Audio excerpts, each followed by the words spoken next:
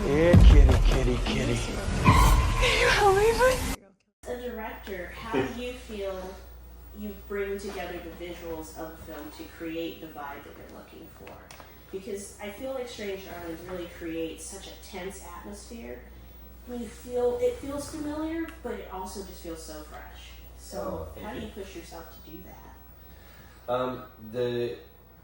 The approach with this one was always that we should really immerse the audience in feeling and like just a bath of feeling, right? So the colors were very, very important, and the mood of the movie and all that was more important to me than anything else. So I knew that, you know, I had to get a great production designer.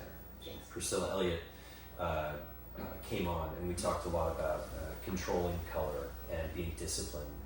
And we started off, and we talked to obviously Giovanni Ribisi, the cinematographer, about the same thing, and Rudy Rojas, the costume designer. We wanted them all to work in concert because we knew that if we could control the color and the look and stick to those rules, that the movie would have a very specific feeling that would be indelible and forever for people who saw it. And so, you know, bringing those people in was key, and then just finding. We started off with this mission statement. It was blood on the flower bed. So it's got dark subject matter, a little bit romantic, a little bit sad, but a little bit horrific, but dark overall. But we wanted that darkness to be beneath a facade of beauty, so that it would come through, and stand out, and contrast as much as possible with what you were seeing on the screen. Yeah, and it is. It's truly beautiful to look at, and it almost feels like it's a place out of time, and especially when the music comes in, and it comes in so strongly during certain scenes, but it feels like a quiet film during certain parts as well. And I felt like that was so important. So how did you two meld that, or the three of you meld that together to create this timelessness that you have in this film? It's weird. The idea was always for it to feel like a movie made kind of in a different time, but take place now.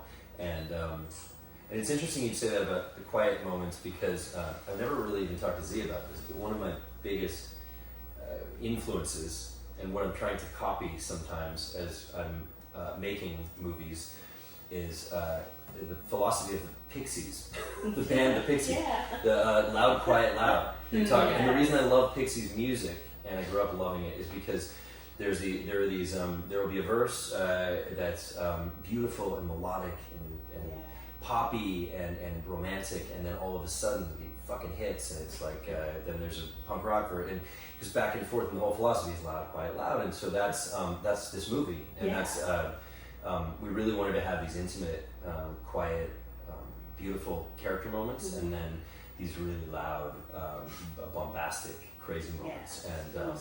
And Chris likes bombastic and loud, so like all that's Times Square. But I knew, and that's the other thing. Craig DeLeon, who did our original score, his job was to be the loud, and her job is to be the quiet, the sex. And so, I'm just a ghost. Yeah. But you can talk to Z about her music. I just think it's so perfect. And Z, how did you strike that balance for yourself to bring in, you know, from that hard element of the score, and then to bring in that softness that you weave through it?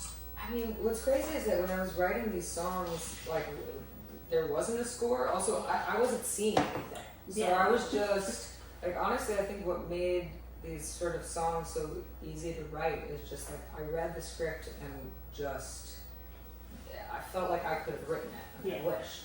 But it just like, for whatever reason, probably would have been better. We just you like, heard her lyrics? Knew, I don't know. I just like felt it in the deepest part of my being. That's awesome. And and also like, I, more than a lot of people, like have so much empathy for like the characters in a way that like, I don't know, I do watch this movie and find it like very romantic and very sad, and like the quiet parts are the things that really feel like the most a part of me, in a way that it just made these songs like sort of easy to come out. Yeah. Well, those are the parts that you most connect with this film. are when it slows down a little bit and it gets a little quieter after an intense scene with these characters. And you find yourself kind of examining how you feel about them at each junction and each check-in. And I feel like that is such a cool way to tell that story and to tell these individual stories that come together. Thank you. So, yeah. Thank you so much. And it's really too, like, the thing with the colors and the set design and all of it is sort of the same thing with the music of, like, really comprehensive world building. Like, as soon as you step into this film, like, there are rules to our personal reality. In our reality, I write all the music in the world. Right. Like, even the song that's playing on the radio, his mother is singing. It's my song. Like, there's beautiful. so much attention to detail, from the music to the aesthetic to all of it, that is like, that is the art that I love the most, is like people who are crazy enough to write every single rule of reality themselves. Yes. It's like, that is the happy place. We are control freaks. Right. Buffalo 66 is good. Buffalo 66 is a really good example of a film that I haven't thought about in a while, but that felt like it was naturalistic in some ways because it was like modern, but it was a total world. It wasn't a sci-fi movie, but it was he built a world in that movie, and the music and all the set design. There was something cohesive there, and so as in Magnolia, Harold and Maude, and so I knew, like, if she was going to do, if we were going to build a world, the idea of having one artist do all the music was great, and it was her idea. I didn't think she'd have the time or the energy for it, by the way. Put me in, coach. We talked about it for a while, but I thought that won't really happen. I might get a song or two out of her for this movie. It'll be great. Yeah. And she when she was reading the script, I had other people's songs written in, and then 2 Z Berg songs, and she was like, no, I can do this better. Yeah. And then she sent me songs that were better, and I had some pretty fucking good songs. And, sorry, didn't mean to. I like challenge. Well, do you feel like, I feel like watching it as someone who's from Las Vegas, there's a bit of a Vegas thread through it. There's just that influence of color and that kind of out of time feeling where you can't really place the time period unless you look at specific I think that's a things. really good call. I'm obsessed with Vegas. Yeah. Because my mom is from there, so I grew up going to Vegas and hating it. I just remember the heat. And then I was on tour once. My band was touring with Muse, and Blender, the magazine that no longer exists, did a piece where they would give you $1,000 to do whatever you want, and they'd write a piece about it. So we got a bunch of mushrooms and a bouncy castle in the middle of the desert. Chris has never done mushrooms. And driving back through Vegas in this stretch high out of my mind, I was like, this is the most beautiful trash pile in the world. I love it because everything looks like a miniature model blown up into real size. There was no Nothing fear or is loathing? real. I was just like, it is a literal oasis. And it is deeply dark. But like this movie, it's putting the darkness into daytime. You know, it's like, it is so bright and it is so out of time and loud and odd, and it's deeply permeated with darkness, but in the brightest possible way. Yeah. I love Vegas. I can feel that love and I appreciate it, but I like That's you great. guys. I feel like We live in Vegas. Right? I don't live in It's Vegas anymore, but fine. we've lived in Vegas. Right. You know how we feel about Vegas. Right. I feel like when you grow up there, you don't really love it, and then you appreciate it for what it is later. Yeah. Chris, what attracted you to be part of Strange Darling? I've been working with JT for seems like forever. You have no choice. He's mine. He chained me to the desk before and I told him I had a little food thing. Every time I made a good edit, Yeah, it's like a little a piece of food hamster, would come you know, down. People might Yeah. believe that. Be careful. It's actually in a movie that I did a long time ago. You know, talking about world building, when I read the script and when I started to see the dailies come in and we started cutting right away, you were completely immersed in that world. And, you know, watching Willa's performance and Kyle together, I mean, all of them is, you know, Willa's performance was just completely off the charts. Absolutely. I've never worked with anyone like that before. Yes. And for me, Z's music was really, that was Willa inside. It's her voice. Yeah. So when we were working with Very cool. conflicting good and bad or whatever you want to call it, dark or white. We had Z's music, and then we had Willa, and then we had Craig's bombastic, And the demon. Yes. and the demon, and the way Craig recorded these old synths. He Yes. recorded all this stuff, and then went to Sunset, and he put Marshall amplifiers. He doesn't want us to give away his secret. Oh, Uh, all right, okay. He Strike that. There's a revolutionary sound with modular synth that was recorded at Sunset Sound, not to be mistaken for another great place, Sound City. No, he recorded it there, and it's just a really unique sound. I think the score, because Yeah. we didn't want that sort of 80s synth electronic sound. It's great, Yeah. but it's We want they something rehashed it in scary as Yeah. scary Yeah. as fuck. Yeah. And it is. degraded and perverted. Yeah. We didn't want. I mean, like It Follows is one of my favorites, but Yes. they brought that sound back for that movie, and it's one of my favorite scores. And we just didn't want to To repeat replicate something that. or Yeah, try you and wanted rip to something build on off. it. So we wanted to find something new and organic, and Mhm. somehow it sounds just like something dead and broken and like struggling to stay alive. It's a truly horrifying noise, and when it came Yeah. out, as someone who's Critical an of that. anxiety Yeah. sufferer, Yeah. instant anxiety, and I would just tense up. Right. But it prepared you to know, like, oh, shit is popping off. And I love that feeling too, and I think that's something that's important when you're watching, either a horror movie or something that is suspenseful, is having that like close quarters, just beat down, where the movie seems to close in on you at certain points, and then it gives you a little room to breathe, but not enough Mhm. that. And that's truly down to all of you, but the editing as well, in Thank you very creating much. that environment of tenseness. And She mentioned the editing. Nice. of course, Yeah. the editing He is says that good important. editors are never mentioned because nobody They notices. shouldn't be. They shouldn't be. Yeah, no, that's the That's thing. what I think. We If just, someone mentions the editing, I then love haven't it when done people my mention job. it. See, I should be studied seamless. the shit out of Chris is every he's little such a thing, brilliant so- editor. Yeah, and truly, it's important to have someone who is brilliant like Chris that is bringing the film back together. Because you've got all those components that you guys are doing along the way, but then you're the glue that is fusing it back in and creating that movie. So I appreciated just how Well, thank you very much for fucking saying that. awesome Let's it just was. keep talking. Chris deserves this. Like he never You gets any- do, It's take crazy. accolades. He's brilliant. He rarely gets credit because nobody can say it's so seamless what he does. that Yes, nobody yeah. notices. But people But should it's figure also it when out. you're working with a script like this, when you're looking at footage like this, when you have It's music easy like enough. Z's and Craig's. No, the way I do it is I It's just quite shoot, easy. and I just send him a massive film, and I'm just like figure the story. That's out. not true at all. He sends me exactly what he wants on screen, which is the beauty of I it. do try and make his job easy, but he's the reason the movie ends up So, being smooth. I If it- love if it it. does. That's an interesting place to go. So, as an editor and as a director, and then with music, how partnered together are you? I mean, I know a lot of films. We it's clocked so some separate. hours. She was in the editing room. This was different. It was different this time A lot of around. work. Yeah, A lot of work. because we were building scenes around her songs sometimes, Mhm. and I mean we already knew what song was going to be what scene, but sometimes we wanted to cut it so it would work with the song, and I don't have the luxury of. I was joking. I don't have the luxury of shooting because we're shooting film.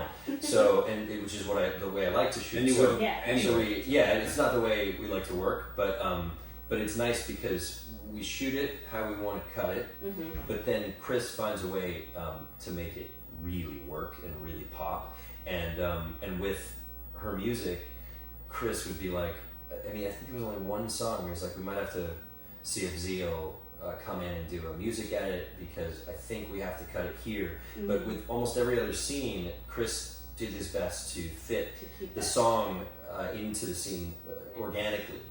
And we would cut for Z's music in a lot of situations. That's really cool. Yeah.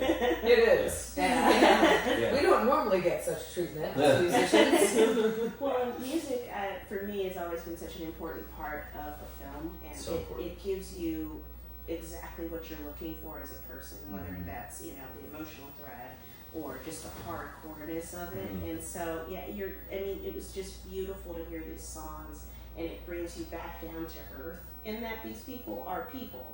You know, we often see movies like this, and we think of them almost like, I think superhero genre has kind of ruined us lately. Yeah. So we're creating these massive villains in our heads and forgetting that these are humans doing human things to each other. That's exactly what we want people to get out of this. That's Yes. it. That's like the main point. Oh, yeah. So it's just very really beautiful. rewarding to hear you say that. Thank you. And Well, we should, you know, one of the most beautiful songs in the movie was sung by JT's mom. Your mother. My yeah. mom, yeah, Which- Jenny Cologne which is Mollner. talking about world She wrote, building. yeah. When you go into that environment, when Kyle's there in the hotel and you go into the lobby, you're in a whole other world. Like I grew up with that stuff on the radio. With cocaine. Oh, I think you meant. No, I thought you meant cocaine. You're, No, you're like kind of pushing Ad to see what Murphy. he's been doing in his youth. KCCW radio. He's on Nelson cocaine Mandela. right now. Kidding. He would never touch the stuff. No, there's Well, it is- some drugs in it. It is my dream, and as they know from like, I made a 4-hour playlist for just like our party last night. I've become such a psychotic control freak about like, I make a playlist for everything I do. That's great. So being able to be in a project where I'm like, I get to write all the music in the world. This is my dream. Because I'm Have the ill. control. Yeah, it really gives you the illusion of control in a chaotic world. It's going to be a great album. That's the reason we make. I mean, it's the reason I make movies, or I direct movies. Maybe the reason I need to feel I have control over something because life is. I mean, this is gonna get way too existential, but no, it feels good when we're doing it. You know, when we can control. If you can control the color, you can control the shots, you can control the edit. You know, like when we have some control over what we're doing in these movies. To me, it's a bit therapeutic because we have no control over anything else, including how any of you react to it, right? Yeah. So whenever somebody reacts favorably, I'm just so humbled by it. Like it's really, really cool because it's not guaranteed with my stuff ever that people are gonna like it. It's really not. So I take what I can get. Yeah. Last night I'm like, here comes the movie. I like it, but some of the shit I like, nobody else likes. So. I feel like that's healthy though. It's a boundary you've set with yourselves too to maintain that you love it, but you know that other people might find it fucking weird. And but why would you make something normal? That's not fun. Why would Also, I think we physically I think cannot. the I really. this film is that there's a empathy deeply rooted in it, and that's why we're getting the reception that we're getting. Yes. Because it's Is really it getting good reception? pulling. Oh, yeah. So far, so good. Can't wait to get out there and see if there's any buzz. I mean, you on know what Fantastic Fest when you're walking out of screening, you can hear people like, oh, that's fucking awesome. Oh, that's great. I want to watch it again. When's it playing again? I love it here. Crazy This to place is talk so to good. people. Like when you see people run out the door after your film and they immediately want to go and talk to their friends, that's how you know it was just everything that they needed. That day. That's so great. Yeah. That's amazing. And especially coming off that air conditioning fail, woo! Yeah. we needed to be emotional Oh, for there was a a minute. yeah, I heard about that. Oh, it's Yeah. crazy. Yeah, Well, that sounds my really air bad. conditioning's been failed in my Airbnb the entire time I've Mine been too. here. Mine too. Yeah. It's okay. I mean, I like dry sauna, so it's been. It's No, freezing No, it's in my actually room at the steaming. window. I had to turn the air conditioning down. Oh, opposite problems. We Yeah. love that for you. Yeah. Yeah, Thanks for making us feel like I'm shit. really at home in kind of a low level. You're like, so it was last night we were here and I was like, we'll be in the theater, it'll be kind of cold. I had a jacket on, dripping with sweat the entire time. Today we're sitting in here just ice cold. Last night. Oh It's my great. god. No, this has been great. I mean, it's interesting to be able to go to Sundance with our first movie and now Fantastic Fest, which has usually all my favorite movies come out of here. Right. So to come here for the first time with a movie, be hosted so wonderfully by Tim Lee and the whole crew, all the programmers, it's been really special. Excellent. And all the great press. Thank you so much. Yeah, Yes. absolutely. And thank you guys for taking the time to sit down with me today. It's phenomenal. I just have one more question for you, Chris. How do you become a ghost as an editor? You were saying earlier you don't like people to notice what you do. Ooh. Hey, you just do a really good job. You have to die. You die, and then you haunt the picture. Like, Yeah, Chris and I are good. Let me say something about It's Chris. it's a matter of making the material speak. Like there's nothing bad. You should never leave anything bad in film. As an editor, Yeah. that's the goal, and make the story sing. Even if you need to change the story. I certainly didn't need to do that with JT ever, but there's been films where I've had to. Yeah. And it's all about that. What films were those? I'm kidding. I've never done. I'm kidding. Email us later. I wanted to say about Chris that the reason I know he's so brilliant as an editor, and this is not common, is I've worked with editors before who I've worked with some really good editors, and I've worked with some who are maybe don't have the same mindset as I do. But Chris, I remember I learned this on our first movie together. Sometimes I just want to stay in a master shot because I like the performances, and maybe we're zooming in and out of actor, but I don't want to cut away and screw up the pacing or the interaction, honest interaction on screen. And usually, if you shoot the coverage, which sometimes I just don't shoot it, so then there's no option for us in the editing room. But this time I had a little more options because Miramax afforded us that and a few more days than I'm used to probably. So we had a lot of coverage, but a lot of times when you shoot a single, and then you're in a master, most editors will just cut it up. Like they just cut it up, no matter, because that's their job to cut, right? They think that's their job.